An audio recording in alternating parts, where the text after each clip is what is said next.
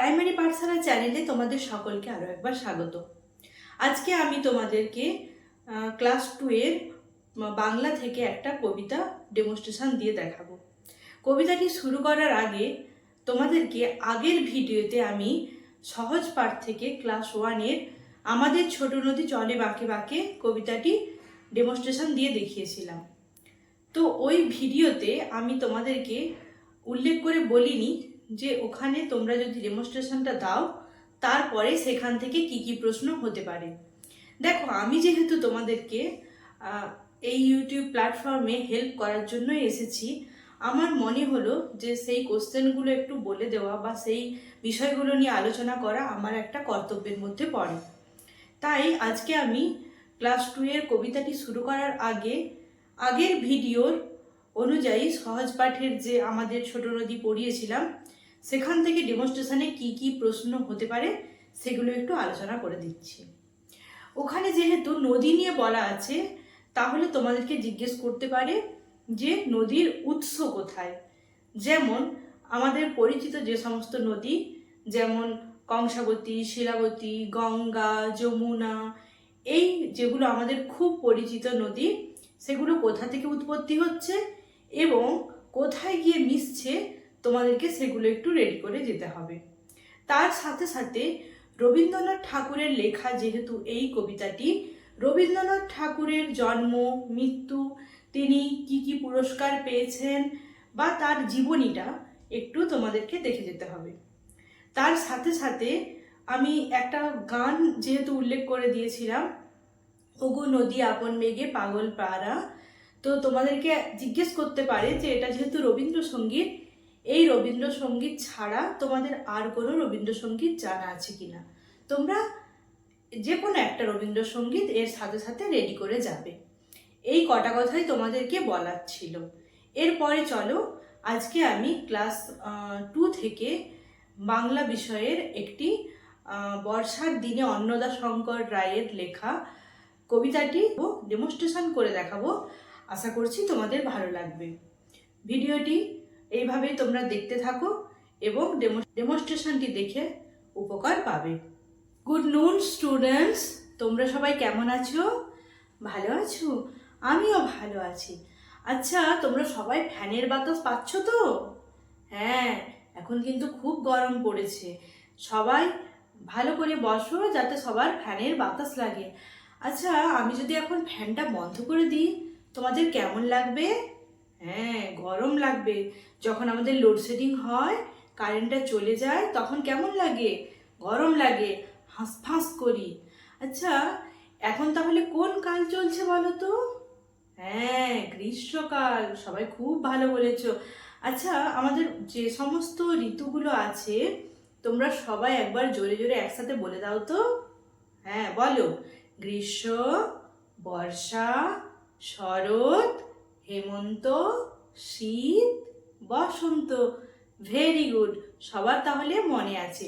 আচ্ছা, এখন তো গ্রীষ্মকাল চলছে, এরপরে কোন কাল আসবে বলো তো? হ্যাঁ, এরপরে বর্ষাকাল আসবে। তোমাদের সবার বর্ষাকাল ভালো লাগে? ভালো লাগে? হ্যাঁ, বর্ষাকাল ভালো লাগে, কিন্তু ওই যে একটা বৃষ্টি হয়, আমরা বাইরে বেরোতে গেলে একটু অসুবিধে হয়, নইলে এমনিতে বর্ষাকাল ভালো।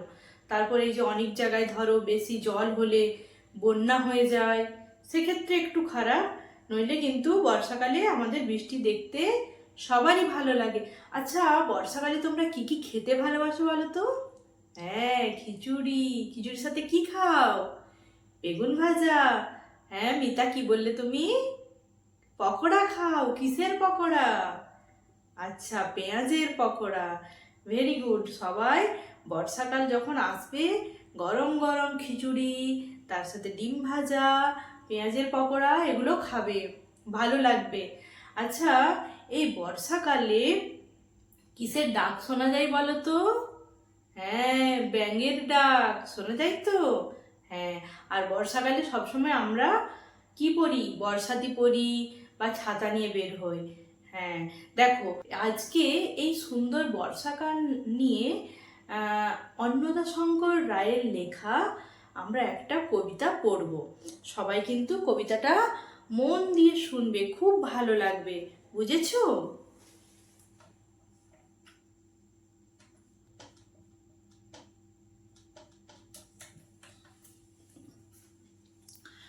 আচ্ছা, তোমরা আগে আমাকে বলো তো, একটু ভেবে বলো।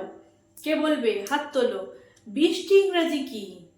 হ্যাঁ, রেন। রেন মানে বৃষ্টি। রেন বানানটা জানো তো? আর এ আর এন, রেন। রেন মানে বৃষ্টি। খুব ভালো বলেছো। আচ্ছা, এই রেন দিয়ে তোমরা কোনো ছড়া জানো? হ্যাঁ, তোমাদেরকে শেখানো হয়েছে তো, বলো সবাই একসাথে বলো। Rain, rain, go away, come again another day, little children wants to play, rain, rain, go away. বাহ, সবার মনে আছে, খুব ভালো বলেছো। আচ্ছা, আজকে আমরা তাহলে এই বর্ষার দিনে কবিতাটি পড়ব, যেটা অন্নদা শঙ্কর রায়ের লেখা। অন্নদা শঙ্কর রায় যিনি ছিলেন একজন সাহিত্যিক, তিনি ছোটদের জন্য বিভিন্ন কবিতাও লিখতেন। তার ছদ্মনাম ছিল কি জানো? লীলাময় রায়। হ্যাঁ, তার ছদ্মনাম ছিল, এটা একটু তোমরা মনে রাখবে। আর তিনি খুব ছোটদের জন্য অনেক কিছু লিখতেন, বিভিন্ন গল্প রচনা তার এমনিতে অনেক কিছুই আছে। তিনি ছিলেন ঔপন্যাসিক, তাকে রেনেসাঁর শেষ কবি বা মনীষী হিসেবেও ধরা হয়। তাহলে চলো আমি কবিতাটা শুরু করি, তোমরা আমার সঙ্গে সঙ্গে কিন্তু বলবে, ঠিক আছে? সবাই একসঙ্গে আমরা পড়ব। শুরু করছি তাহলে, চলো। শন শন হাওয়া বয়, ওই আসে বৃষ্টি, দরজা জানালা খোলা, ভেসে যায় সৃষ্টি, তারপরে রোদ ওঠে, আহা সে কি মিষ্টি, আবার ঘনাই মেঘ, জোরে আসে বৃষ্টি। ভালো লেগেছে তোমার কবিতাটা? সবাই মজা করে পড়েছো তো? হ্যাঁ, দেখো বর্ষাকালে কি হয়? সন সন করে হাওয়া বয়। কেমন করে? সন সন করে। আচ্ছা দেখো, এই যে সন সন,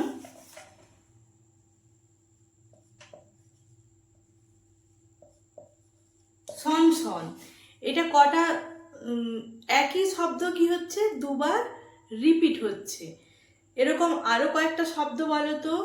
মরমর, হ্যাঁ ভেরি গুড। খটখট, আর গুড়গুড়, আর আর কি বলো? ঝপঝপ। হ্যাঁ, তো এই রকম যখন একই শব্দ দুবার ব্যবহৃত হবে বা পরপর দুবার রিপিট হবে, সেগুলোকে আমরা কি বলবো? ধন্যাত্মক শব্দ। সেগুলোকে ধনাত্মক বা ধন্যাত্মক দুটোই বলা যায়। হ্যাঁ, দেখো তাহলে কেমন করে বাতাস বইছে? সন সন করে বাতাস বইছে, আর জোরে জোরে বৃষ্টি আসছে। আমাদের যখন বাড়ির জানালা দরজা বর্ষাকালে খোলা থাকে, তাতে কি হয়? জিনিসপত্র সব ঝিঁটে ভিজে যায়, তাই তো? এখানেও সেই রকমই জোরে জোরে বাতাস বইছে, তারপরে বৃষ্টি হচ্ছে, তাতে জিনিসপত্র সব ভিজে যাচ্ছে, এবং সেই বৃষ্টির পরে সুন্দর একটা রোদ উঠছে, সেটা খুব মিষ্টি, মানে সেই রোদ্দুরটা খুব ভালো। তারপরে আবার কি হয়? মেঘ ঘনিয়ে আসে। বর্ষাকালে যেরকম ঘন ঘন মেঘ করে, বৃষ্টি নামে, এখানেও কিন্তু কবি সেইভাবেই বুঝিয়েছেন যে এখানে আবার মেঘ জমেছে এবং আবার বৃষ্টি হবে। ভালো লাগলো কবিতাটা? হ্যাঁ, এবার দেখো তোমরা এই বর্ষা দিয়ে কোনো ছড়া পড়েছো? মনে পড়ছে তোমাদের? হ্যাঁ, কি ছড়া? বলো বলো, কে পারবে? আই বৃষ্টি ঝেঁপে, ধান দেব মেপে, যা বৃষ্টি চলে যা, লেবু পাতায় করম চা। ভেরি গুড, তোমরা খুব সুন্দর বলেছো। আচ্ছা, আমরা তাহলে এটা কোন কাল নিয়ে পড়লাম? বর্ষাকাল নিয়ে। তাহলে আমাদের টোটাল কটা ঋতু আছে বলো? 6টা, যেটা তোমরা প্রথমেই বলেছো। আর এই বর্ষাকাল ইংরেজি কি? মনসুন। মনসুন বানান জানো? M O N S double O N, monsoon. Monsoon মানে বর্ষাকাল।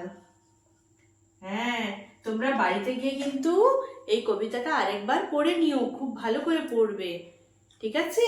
সবাই শান্ত হয়ে বসো, এরপরে তোমাদের ইংরেজি ক্লাস আছে, সবাই কিন্তু মন দিয়ে পড়বে। আমি বর্ষার দিনের কবিতাটি প্রথম অংশ তোমাদের কাছে উপস্থাপনা করলাম। তো এর পরের অংশটা যদি তোমরা চাও আমি সেটাও অন্য একটা ভিডিওর মাধ্যমে এনে দেব। এখান থেকে কি কি প্রশ্ন হতে পারে, যেমন আমি প্রথমেই কবি অন্নদা শঙ্কর রায়ের ছদ্মনাম বললাম লীলাময় রায়। তো সেরকমই আরও কয়েকজন বিখ্যাত কবি, যেমন আমরা ধরতে পারি কাজী নজরুল ইসলাম, রবীন্দ্রনাথ ঠাকুর, বিদ্যাসাগর, বা ধরো আরও যারা আছেন সুকুমার রায়, এদের ছদ্মনামগুলো তোমাদেরকে কিন্তু একটু জেনে নিতে হবে। কবি বা মনীষী যাই বলো না কেন, কিছু বিশেষ ব্যক্তিবর্গের ছদ্মনাম একটু তোমাদেরকে জেনে যেতে হবে। আর এই অন্নদা শঙ্কর রায়ের কয়েকটা উপন্যাসের নাম বা তিনি আরও কি কি লিখেছেন সেগুলো একটু তোমাদের জানতে হবে। এখান থেকে যেহেতু এটা সাহিত্য নিয়ে বলা আর এই কবিতাটা সাহিত্যের মধ্যেই পড়ছে, তো সেই ক্ষেত্রে সাহিত্য নিয়ে এই ছোট ছোট প্রশ্নগুলো ওনারা তোমাদেরকে করতে পারেন। এর বাইরে আশা করছি কিছু করবেন না। তো তোমরা এগুলো একটু রেডি করে নিও, ছদ্মনাম আর অন্নদা শঙ্কর রায়ের একটু জীবনী আর তার লেখা আরও কয়েকটা উপন্যাস বা কয়েকটা কবিতার নাম যেগুলো খুবই বিখ্যাত, তোমরা সেগুলো একটু দেখে নিও। আশা করছি তোমাদের ওইটুকু পড়লেই হবে, আর বেশি কিছু পড়ার দরকার নেই। তো ভিডিওটা কেমন লাগলো তোমরা অবশ্যই জানাবে। আমি ক্লাস 1-এর অনেকগুলো ভিডিওই তোমাদেরকে প্রোভাইড করেছি, যেগুলো তোমাদের আশা করছি কাজে লাগবে। তোমরা যদি এখনও সেগুলো না দেখে থাকো একবার দেখে নাও। ক্লাস 1 থেকে তোমাদের যদি আরও কোনো টপিকের ওপরে ভিডিও চাই সেটা আমাকে কমেন্ট করো, কারণ এরপরে আমি আজ থেকে ক্লাস 2-এর ভিডিওগুলো নিয়ে আসবো। আর ক্লাস 1-এর তোমাদের যদি কোনো জায়গায় কোনো অসুবিধে থেকে থাকে সেগুলো আমাকে বলো, আমি সেগুলো ক্লিয়ার করার চেষ্টা করব। সবাই ভালো করে পড়ো, ইন্টারভিউ তোমাদের অবশ্যই ভালো হবে।